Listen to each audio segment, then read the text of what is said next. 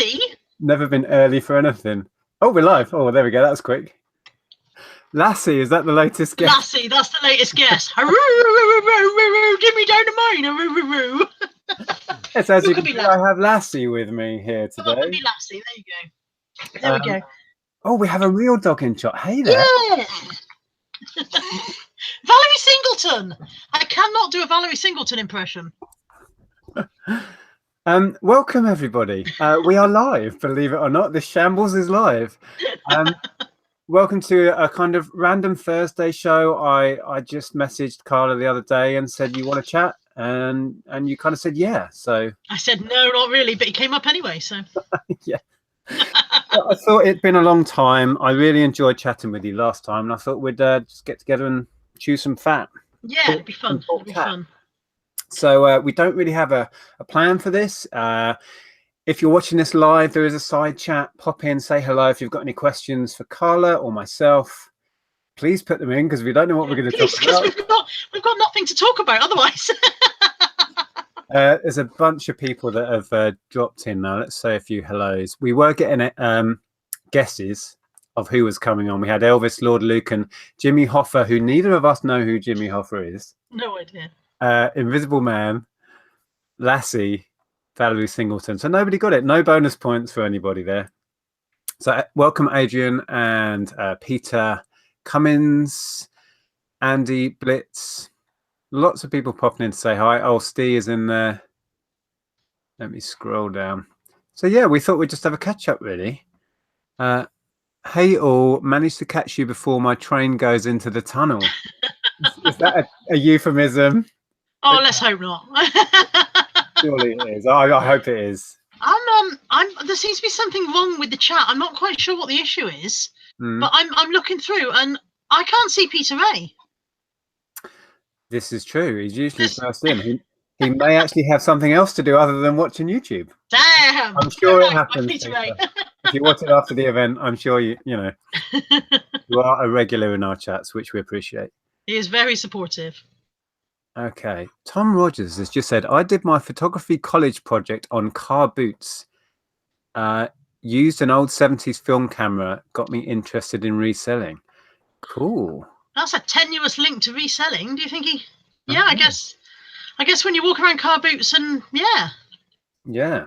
Oh, Peter Cummins says that Peter Ray had flu a few days ago. I missed that. I'm sorry, Peter. Yeah, he was a bit under the weather. Was it actual flu though, or man flu? Oh, God knows. So, how are you? How is business your end of the country? It's picking up. It was really, really slow a couple of weeks ago. It was kind of like, oh, you know, if I don't sell something soon, I have to start selling the kids, and nobody wants them. I've tried before, but but yeah, it's picking up. It's not been touch wood. It's not been too bad so far this week. Last week was okay. Yeah. So yeah, I think everyone's seen quite a roller coaster the last few months. I know we have. Although how much that's to do with our very roller coaster putting effort in as well, I don't know. Do you know, I had this conversation with Caroline. I did mention it on my chat on Sunday as well. She was saying that when sales are low, she gets very resentful and angry about that because she feels she works very hard and she deserves decent sales for the amount of work she puts in. And I said to her, I don't get resentful. I get a bit worried in case I can't pay the bills, but I don't get resentful. And I think the reason for that is because I don't work hard. Yeah. I am. So the dog, Kai has just taken this moment to decide to dig up my bed. Of all the time. So he's like throwing the duvet around. Yeah, so I don't feel like I work hard. I know that I put in about 1/10 of the effort that I could put in if I wasn't such a lazy cow. So I don't feel resentful if the sales don't come in. I just feel a bit kind of like guilty, I suppose. Really, it's my fault, you know? Yeah. I sometimes wish I could be consistently hardworking and then I'd have something to base it on. But we try hard to kind of balance everything because we don't necessarily have to work that hard. We try not to. Yeah. So it's, I don't know. That's why I do this. I think Caroline and I have a very different approach. Yeah. Caroline is a driven person and wants to succeed at whatever she is doing, and for her to succeed means growth and improvement and increasing results. I'm not particularly driven. I don't particularly want to work very hard. For me, I want to pay the bills, and I want to put in the bare minimum of effort. I want to do the job that gives me the most money for the least effort, and currently that's this. Yeah. Unless anybody wants to pay me for literally sitting around eating Reese's peanut butter products, then this is the next best thing. So Yeah, I think I have tried. Whoa, it's kicking off. Anthony's just come home, so both dogs are now very excited. I'll close the bedroom door. We might get some peace. Oh, It's all kicking off down at you can Carla. still hear them through the floor, sadly. Yeah, it's interesting because I was a very driven person and I worked way too hard for far too many years, and I think I'm still trying to kick back against that, really. But for me, that's a big point of the freedom of this as well. Yeah. I discuss it quite often with Zahir, and we both kind of swing from not doing enough to doing too much, and I find that when I do get my worky head on, then I go for it. Like yesterday morning, I was up, 20 listings drafted within an hour, photographed and loaded within the next half an hour. Bang, let's do it, let's get something done. Today, yeah. I'm like, I worked yesterday, I'll maybe work tomorrow, it'll be fine. Yeah, that rings a bell with me. I'll do short little bursts of working really hard, and then I'll get totally distracted and do nothing for quite a while. Yeah. Absolutely. Sorry, there's something flying around in front of me. There's always a moth or something in this room. That's not good. Mixed with clothing, is it? It's all in plastic bags. It'll be fine. Oh yeah. But anyway, they'll return it regardless. So never mind. They return it whether there's a moth in it or not. So well, what's the point of worrying? Got a question from Paul Johnson there. Go for it. He says, question, we've had some bad stuff to deal with as a family this week. I'll not go into detail, but bad. So firstly, sorry to hear that. And then he says, how do you guys manage to go on with the daily grind when dealing with life's surprises? In a way, I think in some ways it's easier because I can drop everything and run. Luckily, we haven't had any major things in the family, but going back a year or two, Andrea's nan had problems and was hospitalized, and we can just drop and run. There's no kind of making the excuses at work or worrying about taking time off. Yeah. So in that sense, you've kind of got it a little bit easier than those that have a 9 to 5 and may struggle to get time out to deal with family crises or illnesses. I don't know. What do you think? Yeah, I agree with that. Yeah, I mean, my dad's had a series of hospital appointments recently, which I've been taking him to as the most responsible adult in sight, apparently. And go figure. Imagine what my brothers must be like if I'm the responsible one. Imagine. Yeah, wow. But I've been able to take that entire day off. You can't budget a time slot for a hospital appointment. As you know, you can turn up and you can be in and out, or you can turn up and be sitting there all day twiddling your thumbs. But I've been able to go, yes, that's fine. We'll do that Thursday, because I can do a bit of work in the evenings. I can do a bit of work first thing in the morning. And there's not many jobs that, where you can just have that flexibility. So I think it does make it easier. And also from the mental and emotional point of view, if you're dealing with something heavy, I think it's quite a handy thing to lose yourself in. Mm-hmm. When you're listing, you're just, you can probably not think about all the other stuff. So yeah, I think like for a gamer, they're able to switch off from whatever's going on around them while they're in the moment, and yeah, thinking back, I struggle with that side of it, to be honest. If I've got something major going on, that's where my mind is at, and I do actually struggle to knuckle down and work. So that's not easy. Whereas maybe if I had a 9 to 5, you can just go and switch off for the day. Yeah. And just coast if you've got a job where you're lucky enough to be able to sit back and do nothing if you really need to. But yeah, I do struggle to focus if I've got something major going on. That does throw me. But like you say, we've got the flexibility of time, so that is a bonus. We can work the hours we want, or not, as the case may be. Okay, let me scroll down a bit. If you've just joined us, we've now got 91 people in. Carla has kindly joined me for a bit of a chat. We don't have any particular topics, so we're just going to see what you guys are asking us and talking about, and wing it from there, really. So if you want to pop in the side chat, ask us a question, or let us know what you're up to, what's going on. Question, this is Stephen Bennett. I've just started doing my accounts. An accounts question, really? Oh. Okay. On Microsoft Excel, how do you do yours? We are ridiculously basic with our accounts. I won't bore you with what we do, but we yeah, we're super basic with ours. We don't use an accountant. I do it all myself, have done for many, many years. We actually talked recently about getting a program. We used to use QuickBooks when we had the shop, and we're thinking of maybe going back to that. But I think I might be more basic than you. I do mine on paper. For the most part, I still do now. Actual paper. I don't particularly enjoy spreadsheets. Logbooks. Yeah. Yeah. An accounts book for, I do basic in and out accounting. Nothing too complicated. This is what went out. This is what came in, and I do it on paper, and it works for me. And it's not that I'm not tech savvy. I've used spreadsheets in my old job, whatever. I just don't particularly enjoy them, and I find it quicker because I don't enjoy them. I put them off. And then I've got a great shitload to do and I don't want to do it, Whereas if I do it on paper, I can do it at the end of each day. And I'm pretty much, having said that, there's a bag full of receipts here that ought to be somewhere else and they're not yet. So. I am terrible. I have a little drawers thing here. The bottom one is like a deep drawer, about a foot deep, that's full of paperwork, and I leave it until I have to do it. Yeah. Terrible. And I tell myself each year I'm going to do it as soon as I can. I'll do my tax return this year, and I never do. I'm generally okay with mine. I've usually got mine done a few months in. I'm not one of these last minute people who leaves it till kind of like, end of December running around tearing your hair out going, oh my God, what am I going to do? But I'm also not, oh look, it's middle of April and my tax return for last year is all done. I'm somewhere in the middle. Yeah, and it's one area of what we do that we both Andrew and I know we need to be on top of that more. But it's just so dull. I don't even want to talk about it. Yeah, you've bored us, people in the chat. You've bored us to tears with your question. Oh, Pixie Dust says, loving the Furbies in the background. We were talking about these just before we went live.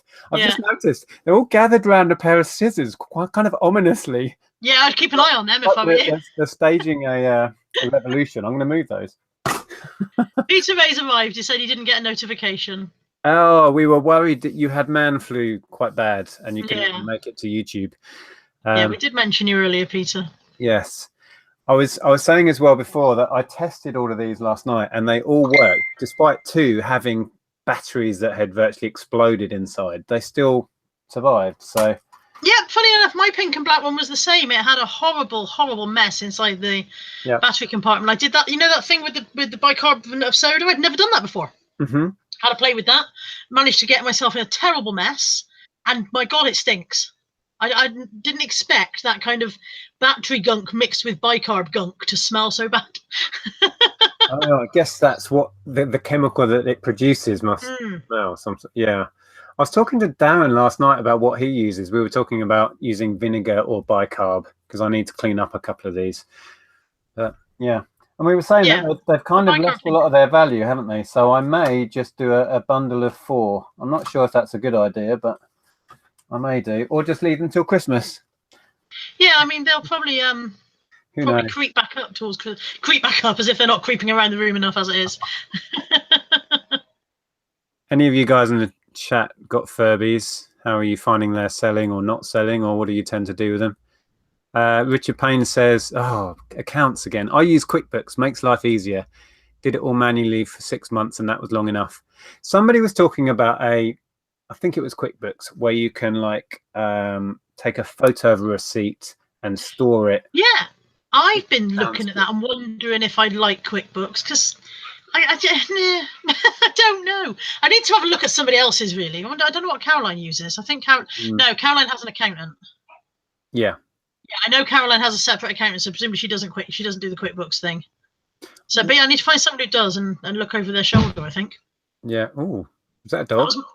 That was my son going out with the dogs, and he's pulled the front door to behind him. But I think what usually happens as he goes off the step, the dogs go that way, and he's gone like that with the door. The whole house shook. So was that thud him just hitting the floor and being dragged up the road? That was the front door slamming as he shot off up the road. Yeah, I think with the accounts, it's one of those things like me not having a laser printer for years, getting one and wondering, what the hell was I doing for years? And then getting a label printer only about a year ago and thinking, how have I survived for 15 years? I mean, I haven't quite upgraded to the label printer, but having cut out pieces of paper and stuck them on parcels with sellotape for like 13 years, it suddenly occurred to me that I could get sticky paper. You know, I could get and that has revolutionized my life. The thing is with me, I'm so tight. It's like I look at the cost of like sticky paper and I go, no. But I figured it's like 500 sheets for about a £5 or something like that. You know, it might be 100 sheets for £5. I make sure I get 4 off every sheet. I'm there turning it round in the printer and I'm not wasting any. But just the sheer joy of peel and stick and throw, rather than the number of times that I would get myself tied up in the sellotape, for example, and have a rage, or I would stick the label on wonky and just. It's the little things. It's the little things that please us. It's time saving, and it really did take me a ridiculous amount of time to realize that saving myself time is saving myself money and stress, I think, as well. If you're I'm an easily frustrated person, so getting the sellotape stuck up, get my fingers stuck, but I don't know where my son gets it from. I really don't know where he gets this rage from. It's a mystery. Steve Green says he's still pen, paper and sellotape. Are you still writing your labels, Steve? Oh wow, that's old school. That is old school. Old school. Yeah. Wow.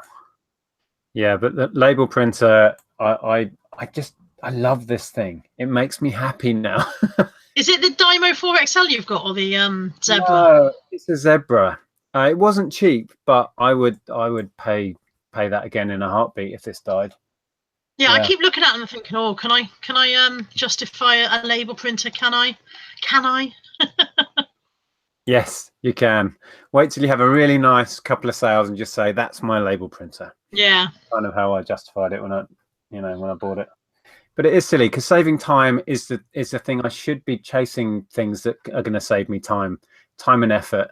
But it's only recently, relatively, in the amount of time I've been doing this, that I've been actually looking for time-saving devices, when I think that should be a priority, really. See, your label printer scares me because of the wastage, because it prints 2 when you only want 1, doesn't it? Yeah, I'd be looking at that other label going, oh. But the labels are free. See? Well. But I don't like waste. But yeah, Royal Mail send me these massive, great rolls. I've got piles of them, of labels. There's probably a way within Click and Drop that I can set that to not print off the second one. But the second one has all the details of the parcel it's going on. So they're really handy. Yeah. But I do end up throwing half of this roll will go straight in the bin, which I don't like at all. Literally, you're killing the planet. Yeah. Sorry about Nick Hill's YouTube legend, killing the planet. Legend. I'm talking to royalty here, aren't I? Hey. Yeah, we won't go there. What can I say? Oh, hey, Karen. Karen is in. Currently making homemade pizza before I go and rejoin Slimming World. Yeah, get that pizza in quick, eh? Get the pizza. Because they won't let you have it afterwards. Lisa Fenn, hi folks, sorry I'm late. That's okay, we'll let you off. It's all right. Oh, you're far more lax than I am. I tell them to go and sit in the corner if they're late. Oh, should I be hard on the subs? Put them on the naughty step. No, treat them mean. Oh, whatever. Treat them mean, keep them keen. That's the one. RJ says you can just print 1 label, Nick. Thought so. But then how do you know what it's going on? On that 1 label, does that... If you're doing 1 at a time, like sort out an order, print it off, that would make sense because you know where it's going. I tend to print off a whole swathe and it just spews out labels. So like right on my parcels, my process is that I bag it, scroll on the front in something illegible. Sometimes I know what it says, sometimes I don't. There's been times when I'm turning the parcel around and I have no idea what I've written on this one. And then that one has to go to the end of the queue, and then that must be that because that's the only one left. But yeah, I write on the parcel a brief description, like if it's a Joe Brown's top, I might just write JB. Yeah. And they all go on one side, and then they come back and get weighed, and then I print all the labels. But then I go through my eBay paid and dispatched and tally up the label with the item. So yeah, I guess when I was packaging, if I had the order open and I just put like the surname or the postcode, then just set it so I'm not wasting this every second label. I just have to look at the address and I know it's correct. Yeah, that would make sense. See, I've never even See, thought about it. I would probably get that the wrong way around. I'd end up putting the label from the one above onto the wrong parcel or something. Mm. Lisa Fenn's having a tantrum. I will think about that. I would like to not waste every second label, to be fair. Darren's just said that you can reuse them for Hermes. I've lost it because the chat shot away, but it definitely said something about reusing them for Hermes. I can't reuse every second label because they're printed on with all the details of the order. I don't know if that's what Darren's meaning. John Brady is a QuickBooks fan. Yeah, I need to look into that. It would help streamline things. And Stephen can't sell his Furby. I've had 2 Furbies up for sale at $16.99, but no sales yet. I think I've got mine on even lower than that, and mine won't go either. Yeah, I had a vintage one on for ages, and I think I got about a tenner for it in the end. One of the 90s ones. But yeah, I think it's your videos that have made them worthless. Probably. I think all of those videos where you say how terrifying they are made people not want them. It's that thing, isn't it? You know, because mine was, I took the batteries out of mine because I put the batteries in to test him, left the batteries in him, and then he muttered something in the middle of the night. Because bear in mind, all my stock is in my bedroom at this point, and he muttered something in the night and terrified the life out of me. I don't even know what he said. Yeah. But I'm pretty sure it was Furbish, but I'm coming to get you in your sleep. Yeah, I had one, right, that its kind of startup line was wakey wakey. I think it was eggs and cakey. Eggs and bakey or something. Is it wakey wakey eggs and bakey or something like that? And he would randomly do it. I'd like walk in the office and he'd hear me and he'd just shout that at me. I had to put the batteries out. These have all had their batteries taken out now. Although I was talking to Darren last night, I think it was, and he said, "Have you tried putting batteries in all of them, setting them all off and leaving them?" And I'm really tempted to, but I haven't got enough batteries right now. I'm tempted to get a load of batteries, set them all up. Just like put them in a circle facing each other. And then just film it for a few minutes to see what happens. So I might do that. Yeah. They might actually have a fight. There might be some kind of, like bloodfest going on. That would be epic. Like the Gremlins just turned on each other in the end, didn't they? Yeah, they did. These remind me of Gremlins. I don't know if that's what they were based on in the first place. Little gizmos. They do. They look like the little Mogwai, didn't they, before he gets wet? Yeah, I think so. Okay. Phoebe said she bought a new label printer a week ago and she's managed to install it to her Mac thanks to your video. You are such a legend. Saving the world one video at a time. I try, but then I'm destroying the world with my every second label debacle. Well, yeah. Destroy the world with that and destroy Furby sales. Yeah, you can't win. Yeah. Okay. Darren says one shouts wakey wakey while the others hide the scissors. It's pure distraction. Yeah, I had to move those scissors. I felt a little bit weird with them having scissors. Yeah, you don't want them behind you with a pair of scissors. Yeah. Actually, stop staring at me, guys. There we go. That's better. They look like I was chatting to Electronic Firing Squad. Oh, the sound's just come back on. Has There's it? an echo. Have we got echo? I don't have echo here. I have echo my end. Let me just...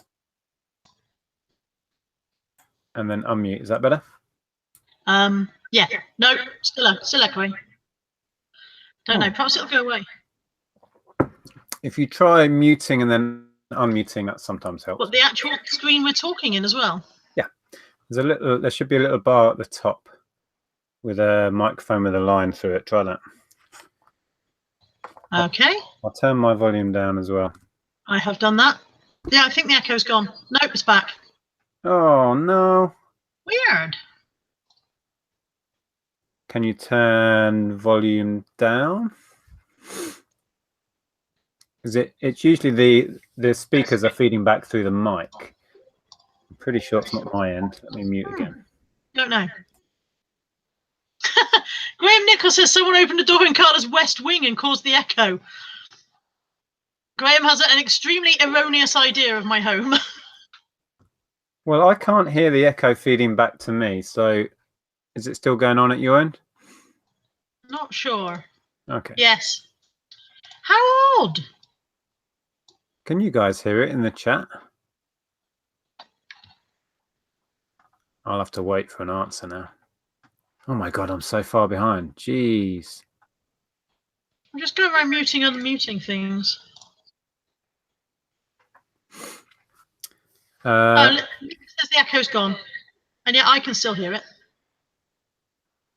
Oh, so it's just you that has to put up with It's in hearing my yourself. head. Apparently, we've put Steve Green off buying Furbies. Yeah, they're terrifying. That's what I was about to say. I speak to Electronic Firing Squad, who is a US seller. And he recently purchased the Bride of Chucky thing, the Bride of Chucky doll. Right. In the leather jacket. He recently purchased one of those, and when he got home, he realized he had no legs. It had no legs. And I said to him, if I would be pleased about that, because at least you know she's not coming to get you in the night. It's a terrifying looking thing, and it's legless. Who's taking its legs off? So it's not meant to be legless. No, it's supposed to have legs. And he didn't notice when he bought it? No. Schoolboy error. It's got kind of a longish skirt on. Right. Oh, this echo's annoying. Yeah, I don't know how you can solve that then. Where's your mic compared to your speakers? I don't know. I'm speaking to you on the desktop PC. Ah. I don't know where the camera is. I think the camera's there. Yeah, there's the camera. I do not know. I've got speakers on the side and across the bottom. It seems odd that it would just randomly start. If I turn the volume down, I can't hear you, so that's a bit of a negative. No.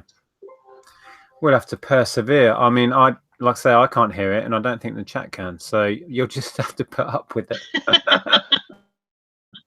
Put up with your own echo. Dib K says, "Oh my God, you don't ask a woman where her mic and speakers are. It's gone. I can't hear it now." Hey, there you go. Power of positive thinking. Oh, Lex is in. Lex says, "Oh man, I thought I was the special guest tonight." We could have got Lex in as well. That can be arranged, Lex. I would honestly love to have a chat with you, Lex. I am thoroughly enjoying your videos. Have you watched Lex's videos, Carla? Yeah, I am really enjoying it. I didn't even know she did videos for a while, and then somebody mentioned it, and I was like, okay, I'm gonna have a look, and I'm loving those. Loving those. Caught one of her live ones this morning as well with Marion, who is in the unit that Lex works in. Marion has a stall as well, and Marion's great fun too. So yeah, we'll have to set that up, Lex, if you're up for it. Seriously. So speaking of YouTube, are you still enjoying that? I guess you are, because you're still churning out videos weekly.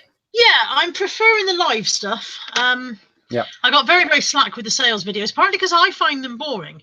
Not making them, but I just think other people must be finding them boring. I'm like, I'm just selling tat. It's just, here are some clothes, here is some stuff. I bought it for this, I sold it for this. I think that must be dull as anything. People seem to like it, but I don't know why. I really think it's horses for courses, because I put out sales videos and people tell me that they don't like them, and people tell me they're the only ones they want to see. And then I do like vlog videos and people say, I don't want to see that. And other people say, these are your best videos. So it's just like, you come to the conclusion, I've just got to make what I enjoy making, and they will find their viewers, won't they? Yeah, I mean, I did a week's vlog, which I wouldn't do as an every week kind of thing, just because it took so long to edit it and upload it. I found that part very dull. Yeah. And I thought it was really boring. I thought, oh my God, I've done nothing this week. It's and yet people seem to like it. People seem to like the sales videos. I prefer doing the live ones. I like the interaction. I like talking to the people in the chat. It's like, yeah, I prefer that live feedback from people, you know? They are so much easier to produce. It's literally kind of go live, see what happens, and then it's done. Yeah, no editing. And if I say a swear word, it's tough, and that's the end of it. Yeah, it's interesting you're saying that when you're editing like a vlog or whatever, you think, oh, this is so boring or whatever. And I get that, and I think it's because we were there. We know what happened. Yeah. Whereas a fresh viewer has no idea what you did last week or what I did when I was out somewhere. So I tend to cut loads and loads out, and I think sometimes I should leave more in because I'm bored silly by it. Yeah. But other people are genuinely interested to know where we went and what the charity shop was like or whatever. But yeah, it's hard to be objective about your own day in the life of. I don't think I've got a very interesting life. In fact, I know for a fact I haven't. Lex has just said I would watch Carla live for 24 hours non-stop. That's not weird, is it? Steve said, yes, it is. Oh, Joni Kramer wants me to type something. Sorry. Bear with me. There we go. That's very nice of you, Karen. She likes all our vids. Well, if I've lost all the chat again. It's all shot off. Was it jumped? Yeah, it just vanishes, doesn't it? You're just about to read something out and it goes zoop. Yep. Every time. Drives me nuts. Peter was saying, I find sales videos produce great views. I think they are an interesting way if you're just looking for information. We all use YouTube for whatever we want to get out of it. And some people are purely looking at my channel, for example, for information about how to make money. And they don't really care if I went I'm trying to make a vlog of my camping weekend and the edit's going to be huge. And a huge percentage of the people that follow me don't give a monkeys about what I did as a fun weekend. But there's a big section that really want to see that. And I make them because I enjoy it. Whereas, like I say, a lot of people are just here for information on how to make money. And I just have to respect that. That's what they want and that's what they look for. You guys were talking the other night, weren't you, about what people watch and so on and so forth. And I said in the chat then, I watch cleaning videos. I don't know why I watch cleaning videos. They don't make me do any cleaning. So tell me about that. Is that literally somebody cleaning their house? They are a massive thing. If you did a cleaning video, Nick, I think you would find that it was one of your highest views. They're crazy. I don't know why. I don't know why I watch them. I certainly don't know why other people are watching them. But yeah, people set up the camera and then they clean their house. And then they put some music on. You know, they overlay some music and then a couple of times they might pop on and go, and here in this one I'm using the I don't know, the Jif Squeezy Lemon Cleaner, which you can get from so-and-so. But it's not actually a sponsored thing. It's not an advert. They're just saying that this is my favourite cleaner, this is my favourite cloth, here's my favourite Hoover, and off I go. And they're getting thousands of views. And I'm one of those people. Is that a one-off video, or that's what the channel is? There's lots of them that's what their channel is, cleaning and organisation and showing what they bought when they went to the supermarket and stuff like that. And it's a strangely addictive thing. I don't know why. I've seen, and Andrea quite likes the what's new in Poundland, what's new in Lidl, sort of stuff. And weirdly, the kind of bargain shop ones are more fun to watch. Yeah, I have watched people unpacking their Tesco's delivery. I have watched that. I don't know why I'm watching that. Yeah, what's that about, you know? It's kind of a slap in the face moment, isn't it? Why am I watching someone shop in Poundland? Why? Why am I doing this? I could go to Poundland and see all these things. I know, but it's not as much fun doing it yourself. Isn't that weird? Yeah. Yeah, YouTube is a little bit bonkers in many ways. Dear. But see, I knew that YouTube existed, but I had never bothered watching any videos or used it in any way until about 2 years ago. And then I think it was actually the Celtic Traders was the first reselling video I watched. Oh, okay. And I'm not sure how I came across her. I think she just popped up, and I was probably watching a flipping cleaning video, and she probably came up in the feed next to it or something, you know. And yeah, I've been reselling on eBay for it's 15 years now. So prior to YouTube, I'd been reselling 13 years, and I had no idea there were people out here talking about it. Yeah, exactly the same from my point of view. I mean, I stumbled across YouTube. It's about 4.5 years ago now, and then I started making videos around this time 4 years ago. So it's been a long time now. But yeah, and I knew of YouTube, and I'd kind of watched the odd video. What I didn't understand about YouTube was the whole interaction thing, the whole community thing we all harp on about. But it is real. It's a real thing, and it's a way into a social world that I never would have imagined. It's mind-blowing. And you do, because it's properly interacting like we are now, you genuinely get to know people. It's not, you know, it's Facebook. I feel sometimes it's so disconnected because you don't actually talk. But with YouTube, I've made genuine friends. I mean, you know, I see Tom and Zahir quite regularly, and it's gone way beyond just a social media thing for us. It's huge. Yeah, absolutely. I mean, Caroline's coming up to stay with me next Tuesday. We meet regularly. I've been down to, and yeah, it's a genuine friendship. We talk most days, maybe only briefly in some way, but you know, we chat most days. I chat every day, twice a day, morning and evening. I chat with Ryan, Electronic Firing Squad over in the States now, and that's a genuine friendship. That's and I wouldn't have known about this if it wasn't for YouTube. It's a strange thing, because somebody said earlier on that eBay reselling can be a lonely life, which we've all said in the past before, but also it's quite an insular life. I don't know if insular is the word I want, because my friends don't want it. They don't want to know. They're bored. They don't even want to come around charity shots with me. You know, they say, do you want to do something? And the thing that I want to do is go around charity shots, because that's kind of what I'm programmed to do. Yeah. You know, and so yeah, I did say in a video once, this is my tribe. I found my tribe. These are the people who know how I tick. You know, and it's exactly. And because reselling is such a big part of my life, it's what I do. It is my job, and it's also my hobby and my passion. Like, for example, if we go to a family event and, you know, you're sitting around doing small talk, that's what's on my mind, that, you know, my latest pickup or my latest good sale, and it just automatically comes out of my mouth, and I can just see faces around me going, oh, he's off again. You know what I mean? And it's not their interest. They're not into it. I mean, luckily now my sister is doing this, and her husband or partner, they're not actually married yet, but so they have the more disease has insight. begun to spread, and then yeah, that's yeah. So yeah, it is great to have this outlet. And I know I've bored people talking about this before, but to have, as you said, kind of your tribe, people that understand your excitement in things and understand when you have those down days and the stresses of what we do. Because if I chatted with my friends in the pub about being stressed about some eBay sale or case or whatever, they just wouldn't have a clue what I was talking about. Yeah, I want to rant about this stupid buyer who wants to return this item because they don't know how big their bum is. I want to rant about that. Nobody wants to hear that, and I can understand it, because I suppose if my son wanted to rant about the fact that his fishing line had snapped, I would be asleep halfway through that. I'd be like, this is just, you know. Yeah, we need each other to tell our really dull stories to. That's what we need, isn't it? In reality. Yeah. Pivotal Profit says that's the main reason I started making YouTube videos. I was boring people with my boring business stuff, but I find it fascinating. This is the right community for me. And I don't know who Pivotal Profit is, and I feel terrible. I will have to check that out. Wow, sorry guys, I am way behind in chat. If I've missed questions or comments, I apologize. Claire King says, Nick, you could do Facebook Lives. Yeah, I never got into doing the little live videos on Facebook. Have you tried doing that?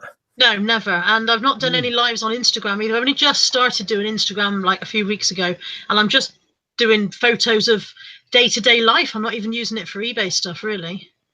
I've still not got involved with Instagram, and Andrea loves it, but no, YouTube is enough for me, and a little bit of Facebook. I've lost the chat completely. I tried to click on Pivotal Profits channel and my computer went, no. Oh, I found it. Found that. Don't know how to get back to you, though. Have you lost me now? Shouldn't have touched it, should I? Oh, dear. I'm just slowly scrolling through. I found you. You found me? Oh, there you go. I didn't go anywhere. Oh, Mel's in from Sparrow's End as well. Really enjoying her. Have you watched Mel's videos? Yeah, she's liking Mel. Very good and very slick. You know, I've been doing this, as I just said, for like 4 years, and I haven't really improved the quality of anything I do. And then Mel comes along with these lovely little lettering and really. Yeah, this amazing sales video that she put up yesterday or the day before with herself in a little box and everything that needed to be. And I was like, yeah. Ugh. Yeah. Do these people just have massive technical skills, or do they pick stuff up really quickly? Which is it? I think it's both, and I lack both. Yeah. So I struggle just to screen share and remember I'm screen sharing and switch it off and switch. You know what I mean? That's enough for me.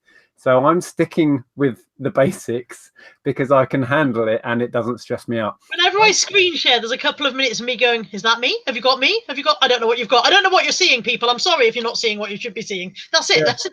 Well, I've started doing these every couple of weeks. I'll do a kind of going into eBay and researching vintage toy videos. And I did one of those, I think it was the one before last. And I had several windows open. And I was sharing a window that I wasn't in. So I was broadcasting this static picture of a toy and talking about me scrolling through pages on eBay and all of this. Wasn't looking at the side chat who were going, Nick, we can't see what you're looking at. Yeah, that's me all over. Minutes. Yeah. Although Andrea has downloaded this OBS software, so you can do all the fancy stuff, and neither of us can I can't get past screen work one. out.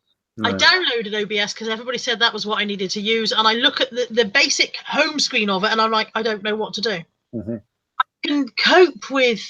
I use Windows Movie Maker, and I can cope with that because it's very similar to doing like a Word document or a PowerPoint presentation, which I've done in my previous life. So I can cope with that. You know, you add this here and overlay that there. But OBS just, that first screen just threw me. I was like, I don't know. I can't even find a bit that says start. I can't find a button that says go. Yeah. Well, that's what I like about doing this through Google Hangouts or through YouTube itself is once you get your head around a few technical things, there is a big button that says go pretty much and another big button that says stop. Yeah. Winning. Yeah. That's what I need in life. I need a green button for go and a red button for stop, and that's all. That's about all I can cope with.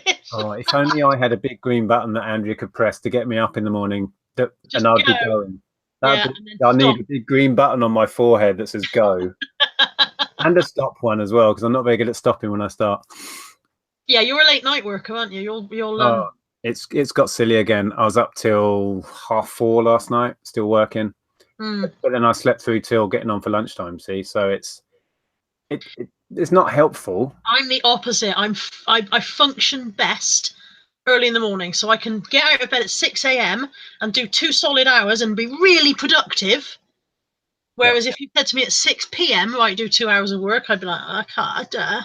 Brain's gone, brain's shut down. It's not happening. You know. Yeah. So early mornings, I can get stuff done. I am actually quite good if I do get up and get going, but I naturally slip into night. I mean, tonight I'm out in the pub playing in a poker league. I will come home and I will do 2 or 3 hours work after that. I'm not drinking tonight though. So yeah, if I have a few beers, I don't come home and work. Some completely illiterate listings. Yeah, that's when I do my best listings after 3 or 4 pints. My Furby is great. Oh dear. I reckon that's that. You know that guy, the guy they call Selfie Guy, with who every photo he puts on has got his own face in it. Yeah, I think he must do a lot of his listing after the pub at night. He's like that. Yeah. Yeah, everyone knows that guy. I can't remember his name. Come home from the pub and do a lot of lists. Paul, I think, although I may have made that up. Right. Vinny says I've got a sales video coming in the next week. Yeah, I need to do one. I've tended with sales videos now to kind of put out maybe once every 2 or 3 weeks, if not a month, and then just pick more interesting things or things I've at least shown when I picked it up, or they're in a car boot sale vlog, because I like that myself. I like to feel I've seen the journey of an item from me going, oh, how much is this, to showing it in a haul, and then to it's now sold. That whole good, bad, or indifferent. The fact that you see that trail of the item, I find quite interesting. So I try and do that where I can now, rather than just I've sold a car part, another car part, a trading card, a board game, the crap everyone knows I sell. Try and mix it up if I can. Yeah, that's it. I think, I mean, a lot of my sales are clothing, and they're not interesting, and they're similar clothing to the clothing I sold last week and the week before.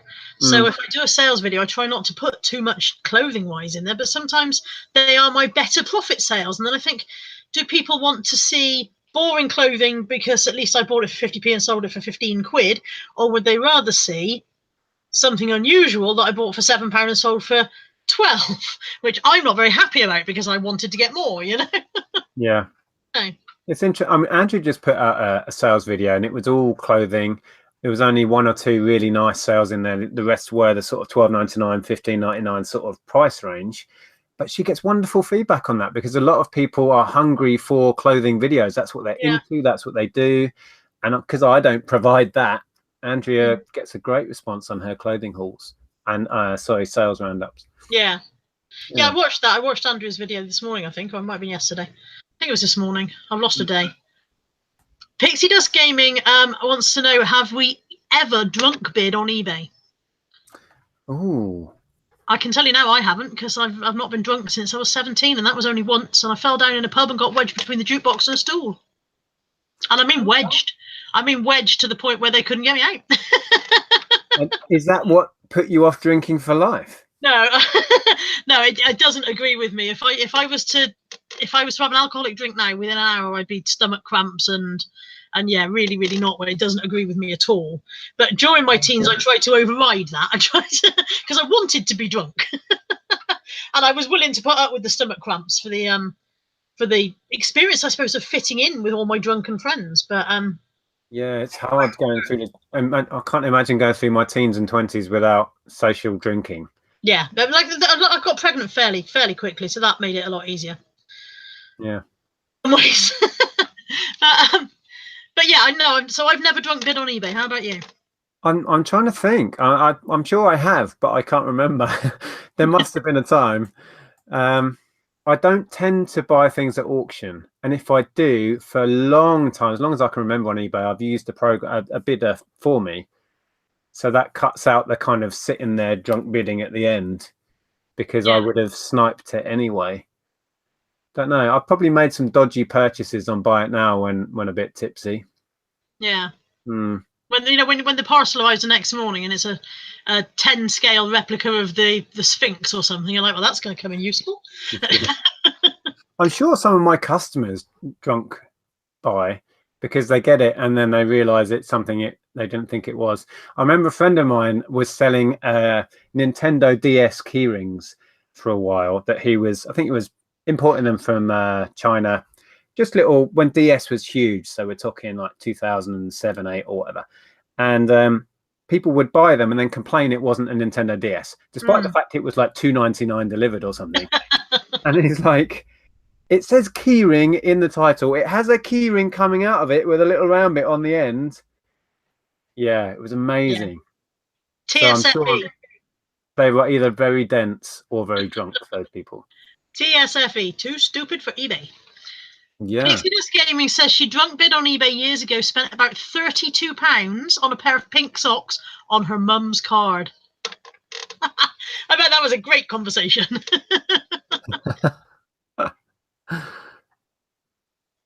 Steve says he's had people cancel orders the following morning after they've drunk more. Yeah. Yes. Remorse cancels. Yeah. Uh-huh. A child bought this when I wasn't looking. What, at 4 a.m. this morning? Yeah. Vinny says you've defo done drunk YouTube, Nick. Yeah, I've seen you merry. Certainly merry. I couldn't think what he was referencing, and then I remembered we went live at Tom's a few weeks. Yes, you did, yeah. Yeah, that wasn't pretty. I can't watch that back. You haven't watched it? No. You're missing a trick. I thought the bit where you danced around Tom's front room with your pants on your head was pivotal YouTube channel moment. Yeah, I thought that was. Yeah. Was that the highlight? Was it? That was absolutely the highlight. I mean, he's used it as the thumbnail and everything. I'm surprised you haven't noticed it. Oh dear, I'm not watching that. Honest. I was surprised when I did a vlog of that weekend. We were up at like 6:30 or something. Yeah, I could tell by your faces. Yeah. He looked like you dug him up. Yeah. You looked like you had dug him up that morning. He was like, oh. I'm surprised we bothered, to be honest, but we all did really well. We had a great weekend. Yeah. Yeah. So I'm looking forward to Caroline coming up. We're going to go to, there is a car boot sale in Gloucester on a Wednesday, and I've never been to it. And so when Caroline's coming up on Tuesday to stay the night, and then we're going to go to this car boot in Gloucester. So fingers crossed it doesn't chuck it down, because I'm really quite, I'm keen to find out if this one is worth the journey. Yeah. It being a midweek one, I don't know if it might be absolutely rubbish. And it's about a 40-minute drive, and I don't want to do that every Wednesday for 3 cars in the same traders with the same junk every week, So yeah. I'm going to make a thing of it when Caroline's up and see if it's actually any good. You need to go and experience it, see if the trade-off in time and petrol is worth it, like you say. Have you ever boot sold with Caroline before? I know you've done little charity shop runs together. Yeah, no, only charity shops. Right. We're going to have a little challenge as well. Nat Resells on Instagram has suggested the challenge, I think. And I'm blowed if I come up with it. We're going to have, I think it's like 5 or 6 items that fit into certain categories and a maximum price that we're allowed to pay for each one. So I think we've chosen like something green and something breakable, and I can't even remember what it is. I hope Caroline wrote it down because we were discussing it on the phone the other day. So. And you've got to find all your items at that car boot. That car boot that morning, yeah. Wow. So are you going to go around together? Because that could get awkward. I don't think so. I think we'll split up. Yeah. Yeah. Otherwise, you'll be fighting over that one Disney mug or whatever it is. Yeah. Actually, I don't think Caroline buys mugs, so I'm safe with that. I think I can go around and hoover up all the mugs. But if you've got to find something breakable, I suppose anything's breakable, really, isn't it? If you think about it. Well, up to a point, yeah. I mean, if she comes back and says, I've got this Wellington boot, I'm like, that doesn't count. No. X Oliver says, can something phallic be a category? Oh, yeah, you should. Did you see Andrea's giant wicker planter? Yes. Oh, she bought a plant today just to put in it. Yeah, she put a picture on Instagram of the plant in the planter. It does look good if I know. Get over the fact that it's a massive wicker planter. Yeah, I know. I was like, you bought a plant just for a photo, but when she put it in, I was like, yeah, fair enough. Your entire house is going to be wicker. Hey, you're going to walk it. Your entire house is going to be wicker and plants. So you're going to open your front room door, and it's going to be like walking into the jungle. Bamboo and plantage and all sorts. Well, I don't mind as long as it sells because I don't really like the stuff. Put that on. I don't know if it's gone live yet, but she's planning to list it for 80. I was like, go for it. Yeah. I'm really annoyed because you know the round wicker shelf thing? Yeah. Andrea bought and she wanted it for herself and she said it's going in the front room and you didn't look like you thought it was. And apparently you must have won that little domestic argument because then she sold it. Well, what happened was it sat, we kind of decided Andrea kind of decided where she wanted it in our living room. And then you never put it up. And it stayed on the floor and I kept saying, yeah, I'll put it up. Yeah, I'll put it up. And she just got fed up waiting. So I'm really annoyed because the week after Andrea bought hers, I saw one at the car boot sale, took note of it and thought, oh, look, there's a plant thing, there's a shelf just like the one Andrea bought. I should buy it as a joke and send it to her and then she can have a pair and that will annoy Nick even further. And of course I didn't because that would be silly. And then she sold it for like 40 quid. Yeah. Like, oh. Was it the same, like the same design? Yeah, the same one. Yeah, well, you'd have had a matching pair. Except you wouldn't. You'd have had a matching pair of 40 quids. Yeah. Yeah, I lost out there. Yeah, that has gone. And I'm seeing a lot of wicker framed mirrors, which also have resale value. But I don't want to pack and send a mirror. No, me either. I feel like that's just that's never going to work. No. Every time I send a mug, Hermes turn it into a little ball of dust before it arrives there. So God knows what they could achieve with a mirror. Yeah, I think I draw the line at a mirror. even just dropping it hard would just shatter it. It's like there's no way of protecting from that shock impact, is there? No, exactly. Yeah. Yeah. No. Okay. I'll see you later, Pixie Dust. She's off. Chris says, bought a Polly Pocket castle last Saturday at the car boot, and on the way round, somehow I snapped the top off in my bag. Oh, that's so annoying. You could possibly just glue it and then state that it's been glued. Yeah, super glue works wonders. You lose nothing by trying. Yeah. I would glue it and try and sell it anyway. And even if you're not going to lose on a fiver, are you? I'm going to sneeze. Sorry, I can feel a sneeze coming. Go for it. It might have gone away again. I do sneezing fits. They tend to come in sevens.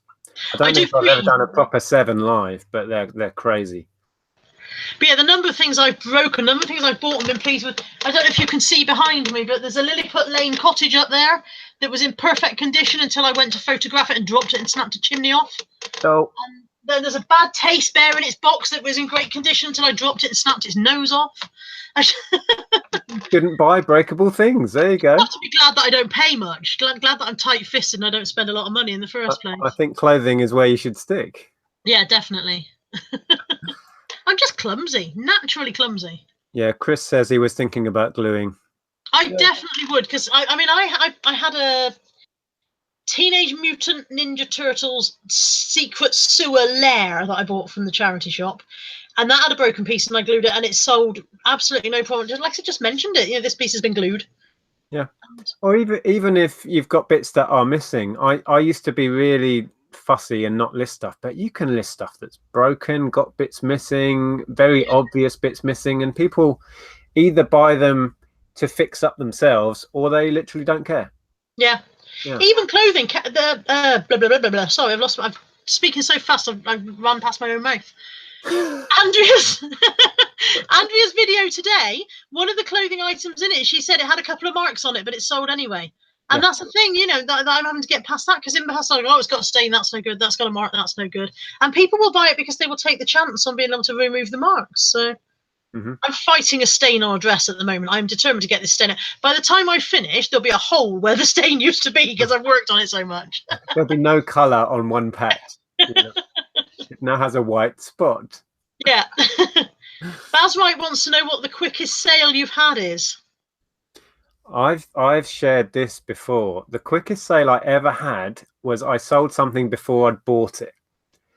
As in, when we had our shop, and we used to have it's basically a media outlet, and we used to buy from the public and sell in the shop and also on Amazon and a little bit on eBay. And people would come in and trade their stuff in. I'd value it all, give them a price. And a regular came in with a stack of stuff. I said, I don't know what it was, let's say £30 credit you'll get. And he said, okay, I'll go and browse and find some stuff. I instantly listed one of them on Amazon, and it sold before he'd even picked the game he was going to trade it for. What would you have done if he'd come back to the counter, gone, changed your mind and taken them all home? The moment it went, I thought, he'd better go for it now. But this guy was a regular, and he always just, he got his credit and he spent it. And I felt quite safe. I wouldn't normally try, deal like that. But yeah. So that was my fastest. What about yourself? Have you ever listed something and it sold so quick you've gone, oh, I don't know. Several times. I couldn't tell you an individual item, but several times things have sold probably within 20 minutes or so, and I'm like, I priced that far too low. Oh, damn it. But yeah, I couldn't tell you an individual item, but it's happened to me more than one occasion. I'm not very brave with my pricing. It's something else that Caroline and I have talked about, is that I possibly undervalue stuff and think, well, nobody's going to pay that for it. It's secondhand, so I put it on too low. And yeah, I should be. But then when I try to be braver, the stuff doesn't sell, and then I have a crisis of confidence and lower it again. So. Yeah, I'm a bit like that. I'm a bit reactionary. I kind of swing from one extreme to the other, and sometimes I've kind of set a new bar on stuff, so then I get confident, like you say, and then stuff just sits forever, and then I get fed up looking at it and reduce it right down, probably too much. And it comes up in your relist panel, and you're like, oh my god, why did I even think I could get that much for it? Yeah, so it's a constant back and forward with me with, pricing, but there you go. Yeah, Lex says, I agree. I think you underpriced, Carla. There you go. So tell me what I've underpriced, Lex, and I would immediately double it. Also, vintage stuff. I always underprice vintage stuff because to me, it's old and it's ugly and it's completely revolting and nobody's going to want this. And I think that's because I don't think the way that vintage lovers think. I don't think the way they think when they look at vintage clothing. People who love vintage clothing go, that's amazing, it's 40 years old. I go, that's revolting, it's 40 years old. Exactly. Sometimes it's really hard to see the value in something if you don't appreciate it yourself. Yeah, that's for sure. It's one of the reasons I don't sell computer games and stuff like that, because I'm not, I'd be so disinterested in it. I'd be like, it's probably worth about £1, and yeah. Yeah. Stu says, I think I need to employ the Ken Chapman pricing principle. Think of a number, double it, and add a 0. Ken is a demon, isn't he? I mean, he must have, firstly, a massive amount of knowledge about what he's doing, because I've seen postcards at the car boot, and again, I look at them and I go, who's going to want that? It's just a postcard of Witherington-on-Sea, Yeah. I think it's, like I said, it's your knowledge, isn't it? It's your niche knowledge that does it. I think some of it's knowledge, but a lot with Ken is he's just got the nerve to ask a price. And it's also, I think, a little bit, and Ken would agree with this, I think, that it's a game of numbers with him. If he's got 10,000 postcards up, all priced high, waiting for that buyer, just through sheer numbers, you're going to find that one person who needs that postcard for their collection. Yeah. And that's it. He's on 10,000 listings or something like that, isn't he? Yeah. Can't get to 1,000. I've been trying to. I'm on around about 800, and I've been there for about a year. I just can't get. Just can't, because I don't do any work. I think this is the key thing. Because I don't do any work, no work gets done. Well, and also, and I've had this discussion with various people. I don't necessarily want a big inventory. I would rather, if I could, I'd be on 0 listings today, as in somebody As in, I bought all listed my it all stuff. yesterday and it all sold overnight, and then I'll list today's. Yeah. Yeah.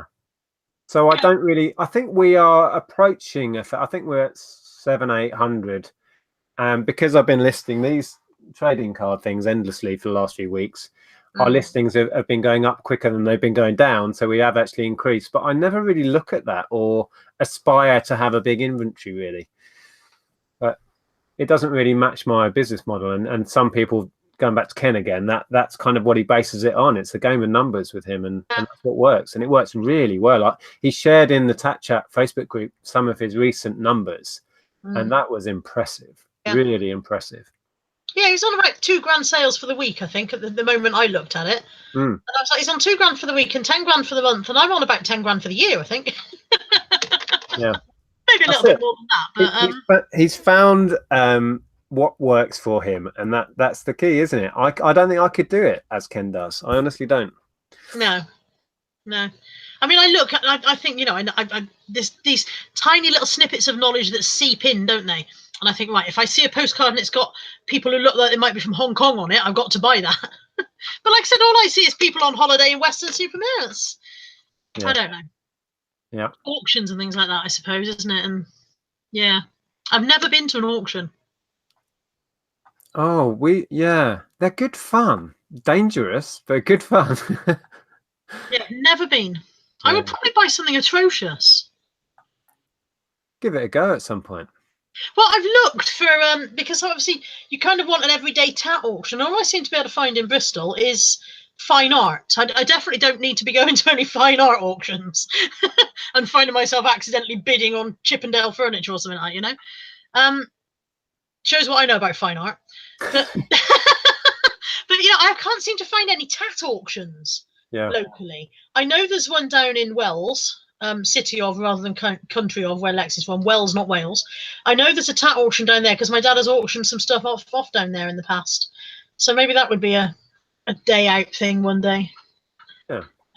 But yeah, I don't seem to.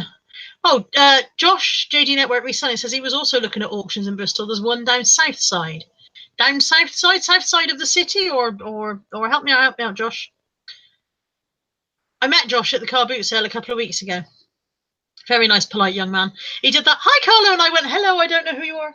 And then he went, YouTube, and I went, oh, hi. That's always an odd moment, isn't it? That moment when you think that you ought to know someone because they know you, and that you feel yeah. terribly rude that you don't know them, you know. South side of the city. Oh, there you go. You could maybe look at that one. Jason, talking about quick sales, Jason Entwistle is in and says, my quickest sale was a kilo of light grey Lego, sold in 20 minutes, listed another kilo, and the same buyer bought that straight away. Yeah. Nice. And then someone else was saying, lost it. No, lost it. There was another fast sale comment, and I can't find it now. Scrolly. So why won't scroll now? Oh, it was flipping fantastic finds. Fastest sale, a Radley bag within 2 minutes of listing. Honestly, they couldn't have even read the description. Yeah, I would assume that I'd underpriced if I sold a Radley bag that quick. I think sometimes, I mean, I've had quite a number of these over the years where it just goes within half an hour or within minutes sometimes. And you've got to remember that people have saved searches. They really need something, and they've set up a save search. They get a notification on their phone. They go, okay, and they buy it. So it's just right place, right time, right price. So I've tried to stop beating myself up if something goes quick, because my automatic assumption is it was too cheap, someone's got a bargain. But it's not always the case. It's just right time, right place, you know, save search. That echoes back again. Is it? Damn. Really odd. I don't know what's causing that.